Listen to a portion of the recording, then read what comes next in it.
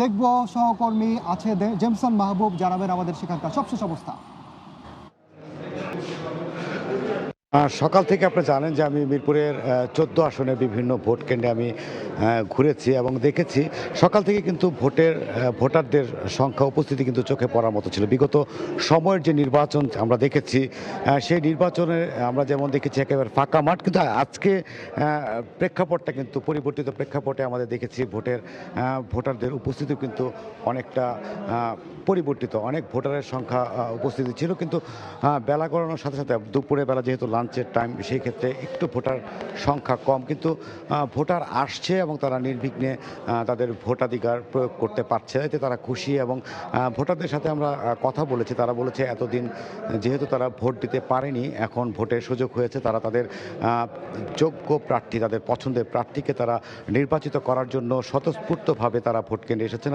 কেমন ভোটের প্রক্রিয়াটি কেমন এবং কিভাবে ভোট দিতে হয়, এই যে একটা উৎসব, যে উৎসব ভোটের উৎসব বলা হচ্ছে, সেই উৎসবটি কিন্তু আমরা দেখতে পেরেছি। এবং সেখানে অপ্রীতিকর ঘটনা আমরা কোনো কিছুই দেখিনি। মিরপুর ১৪তে আমরা তেমন যে অপ্রীতিকর ঘটনার কথা বলা হয় বিভিন্ন সময়ে, কিন্তু তেমন কোনো অপ্রীতিকর ঘটনার খবর আমরা পাইনি। কারণ হচ্ছে বলা যায় যে আইনশৃঙ্খলা বাহিনী সতর্ক অবস্থানে রয়েছে। আমরা দেখেছি সেনাবাহিনী, বিজিবি সহ সশস্ত্র বাহিনী, একই সাথে পুলিশ, র্যাব সহ আইনশৃঙ্খলা বাহিনীর সদস্যরা মাঠে রয়েছেন এবং এবং সেইভাবে তারা আইনশৃঙ্খলা বাহিনী তারা কঠোর নজরদারির মধ্যে রেখেছে। যে কোনো অপ্রীতিকর ঘটনা তারা কিন্তু দ্রুত সময়ের মধ্যেই তাদের যেই জায়গায় ঘটনা সেখানে তারা পৌঁছে যাচ্ছে, সেখানে অপ্রীতিকর ঘটনার কোনো খবর নেই।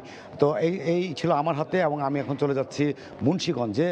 সেখানে রয়েছে আমাদের এক সহকর্মী উজ্জ্বল ভাইকা, তার কাছে আমরা জানতে চাই যে সর্বশেষ কী অবস্থা।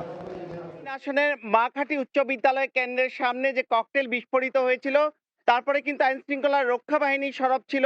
এর কিছু পরে কিন্তু দ্বিতীয় দফায় আবার ককটেল বিস্ফোরিত হয় এবং এরপরেই যে সেনাবাহিনীর সদস্যরা কিন্তু আসা মাত্র যখন ককটেল বিস্ফোরণের সঙ্গে জড়িত তারা দৌড়াতে শুরু করে, তখন দীর্ঘ পথ দৌড়ে কিন্তু ৫ জনকে আটক করা হয়েছে এবং এরপরেই কিন্তু একটি ককটেল উদ্ধার করা হয়েছিল। এইমাত্র কিন্তু আরো ২০টি, আর সবচেয়ে কম ভোট কাস্ট হয়েছে মুন্সিগঞ্জ ২ আসনে, সেখানে ১৩%। আর যেটি শ্রীনগর সিরাজদি খান নিয়ে মুন্সিগঞ্জ ১ আসন, সেখানে কিন্তু আম সেখানে কিন্তু ১৫% ভোট কাস্ট হয় এবং আপনারা জানেন মুন্সিগঞ্জের ৩টি আসনে কিন্তু ১৯ জন প্রার্থী এই ভোট যুদ্ধে অবতীর্ণ হয়েছেন এবং এই প্রতিটি আসনে কিন্তু প্রতিদ্বন্দ্বিতাপূর্ণ ভোট হচ্ছে এবং ৯,০৮১ জন আইন শৃঙ্খলা রক্ষা বাহিনী কিন্তু মাঠে কাজ করছেন, আর ভোট কর্মকর্তা রয়েছেন ৯,১১২ জন। ১৪ লাখেরও বেশি ভোটার এই ৩টি আসনে। তো এই ছিল মুন্সিগঞ্জের ৪৬৯টি কেন্দ্রের শান্তিপূর্ণ ভোটের এবং একটি কেন্দ্রে যে বিভিন্ন সমস্যা ছিল তার সবশেষ। আমরা চলে যাব রংপুরের খবর জানতে, সেখানে রয়েছেন সহকর্মী তমাল। আর মাত্র ২ ঘন্টারও কম সময় রয়েছে। আমরা রয়েছি রংপুরে, উত্তরাঞ্চলের এই যে আসনটি সেটি হচ্ছে রংপুর ৫।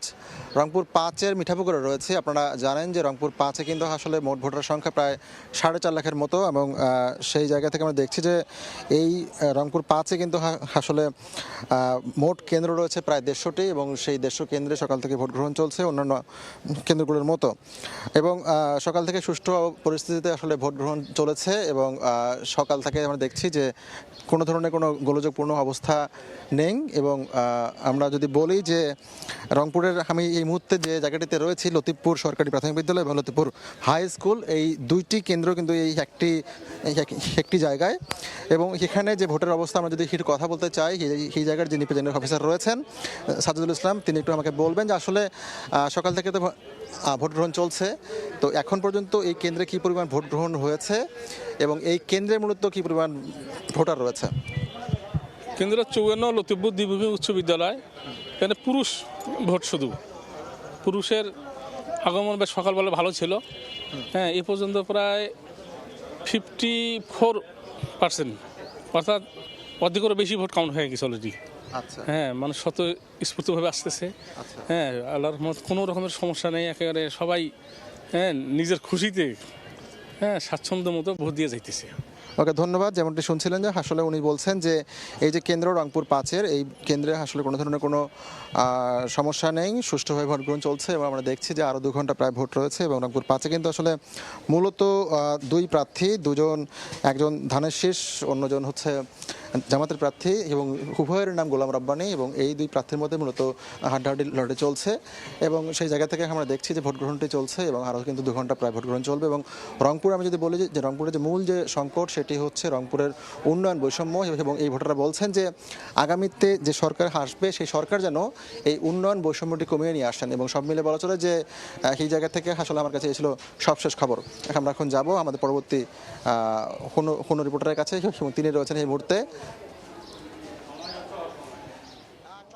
যে 16টি আসনে ভোট গ্রহণ চলছে, এর মাঝে গুরুত্বপূর্ণ আসন হল অন্যতম গুরুত্বপূর্ণ আসন এই চট্টগ্রাম 10। এই আসনে বিএনপির হয়ে প্রতিদ্বন্দ্বিতা করছেন সাইদ আল নোমান তুর্য এবং তার সাথে খুব কঠিন প্রতিদ্বন্দ্বিতা চালিয়ে যাচ্ছেন জামায়াত ইসলামের প্রার্থী হচ্ছেন দাঁড়িপাল্লা শামসুজ্জামান হিলালি। তো একটা কথা বলি যে আমি যে কেন্দ্রটি আছে শহীদনগর সিটি কর্পোরেশন বালিকা উচ্চ বিদ্যালয়, এই কেন্দ্রে ভোটার রয়েছে 3292 জন। এর মাঝে আমরা যতটুকু জানতে পেরেছি অর্থাৎ দুপুর 2টা পর্যন্ত প্রায় 40% ভোট গ্রহণ হয়েছে।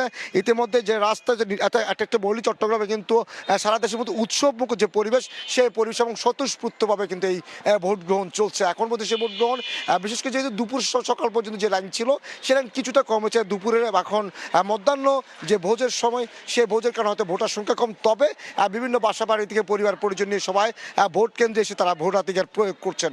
এই চট্টগ্রামে যে 10 আসনের কথা বলছি, আর আসলে একটি অন্যতম একটি গুরুত্বপূর্ণ আসন। এই আসনে রয়েছে পাহাড়তলী, হালি শহর, পাঁচলাই কিছু অংশ রয়েছে, বাইজদের কিছু অংশ এবং শিল্পাঞ্চল। এই শিল্পাঞ্চলের প্রার্থী হিসাবে রয়েছেন এখানে বিএনপির প্রার্থী রয়েছেন সাইদ আল নোমান তুর্য। সাইদ আল নোমান তুর্য আরেকটু কথা বলে বিএনপির সাবেক মন্ত্রী এবং সাবেক নেতা আব্দুল্লাহ আল নোমানের ছেলে এবং সেই যে ভোটাধিকার যে প্রয়োগ সেটি যেমন, এবং তার সাথে রয়েছেন জামায়াত ইসলামের আরেকজন শক্তিশালী প্রার্থী রয়েছেন শামসুজ্জামান হিলালি। তো এখন পর্যন্ত বলা চলে চট্টগ্রামের যে আসনগুলিতে যে ভোট গ্রহণ চলছে এবং ওটা স্বতঃস্ফূর্ত, সেই স্বতঃস্ফূর্ত চলছে। কোনো রকম সংঘাতের খবর বা কোনো রকম অনিয়ম কিংবা অপ্রীতিকর কোনো ঘটনার খবর এখন পর্যন্ত পাওয়া যায়নি। এবং চট্টগ্রাম যে 16টি আসন এবং সেই সাথে আমি যে 10 আসনে রয়েছি সেই 10 আসনেরই একই অবস্থা। তো এখন পর্যন্ত আমার কাছে ছিল চট্টগ্রাম থেকে সর্বশেষ। আমরা এখন চলে যাচ্ছি জাহাঙ্গীরের কাছে, আমাদের সহকর্মী, সেখানকার ভোটের খবর জানার জন্য। আমি এই মুহূর্তে আছি নোয়াখালীর চৌমুহনী মদন মোহন উচ্চ বিদ্যালয়ে এবং দেশের অন্যান্য স্থানের মতো এই অঞ্চলটিতে বা এই আসনটিতেও কিন্তু ব্যাপক উৎসাহ উদ্দীপনার মধ্য দিয়ে শুরু হয়েছে বা চলছে এবারে ত্রয়োদশ জাতীয় সংসদ নির্বাচনের যে নির্বাচন ভোট গ্রহণ। আমি যদি একটু বলতে চাই যে সকাল 7:30টা থেকে আমরা বিভিন্ন ভোট কেন্দ্রগুলো ঘুরেছি। প্রতিটি কেন্দ্রে আসলে ভোটারদের উপচে পড়া ভিড়, যদি এখন দুপুরবেলা কিছুটা ভোটারদের ঘাটতি হয়েছে, কিন্তু বাইরে কিন্তু কেন্দ্রের বাইরে ভোটার যে সমর্থকরা আছে বা প্রার্থীদের সমর্থকরা আছে তারা কিন্তু উল্লাস করছেন এবং তারা কিন্তু ভোটারদেরকে উৎসাহ দিচ্ছেন ভোট প্রদান করার জন্য। দুপুরবেলা বেগমগঞ্জ ইউএনের সঙ্গে যখন আমাদের কথা হয় তখন তিনি জানিয়েছিলেন যে দুপুর 1টা পর্যন্ত নোয়াখালীর 3 আসনে প্রায় 48% ভোট কাস্টিং হয়েছে বলে তারা খবর পেয়েছেন। আর অন্যান্য যে ভোট কেন্দ্রগুলো আছে এখানে প্রায় 166টি ভোট কেন্দ্র আছে এই নোয়াখালীর 3 আসনে। সে 166টি আসনের মধ্যে 60টি আসনকে ঝুঁকিপূর্ণ ঘোষণা করা হলো। এখন পর্যন্ত কোনো ধরনের আসলে সংঘর্ষ বা অপ্রীতিকর ঘটনার খোঁজ খবর কিন্তু আমরা পাইনি। তো নোয়াখালীর চৌমুহনী থেকে আমার কাছে এই ছিল এখানকার সর্বশেষ। আমরা সরাসরি যুক্ত ছিলাম চট্টগ্রামে, ছিলাম নোয়াখালীতে, ছিলাম রংপুরে, এমনকি রাজধানীর মিরপুরে। সহকর্মীরা যারা ছিলেন মুন্সিগঞ্জেও ছিলাম। দেশের বিভিন্ন প্রান্তে যেমন সুষ্ঠুভাবে ভোট গ্রহণ হচ্ছে, তেমনি কিছু গোলযোগের কথাও আমরা শুনতে পাচ্ছি। যেমনটি আমাদের সহকর্মী নাসির উদ্দিন উজ্জ্বল বলেছেন মুন্সিগঞ্জের কথা, সেখানে ককটেল বিস্ফোরণ হয়েছে।